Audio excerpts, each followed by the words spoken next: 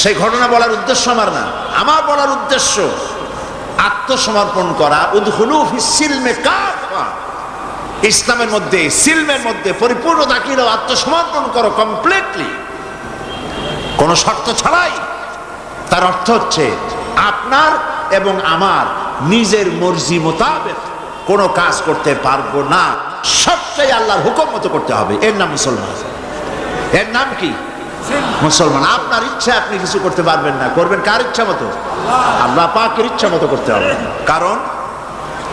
কারণ হলো আল্লাহ রাব্বুল আলামিন বলেছেন, ইন্নাল্লাহা আশতারা মিনাল মুমিনিনা আনফুসাহুম ওয়া আমওয়ালাহুম বিআন্না লাহুমুল জান্নাহ।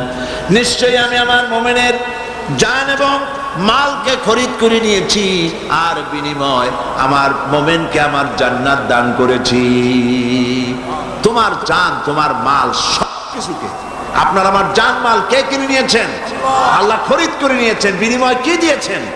জান্নাত দিয়েছেন। সুতরাং আপনার ইচ্ছে মতো আপনার জান খরচ করতে পারবেন না, ইচ্ছে মতো মাল খরচ করতে পারবেন না।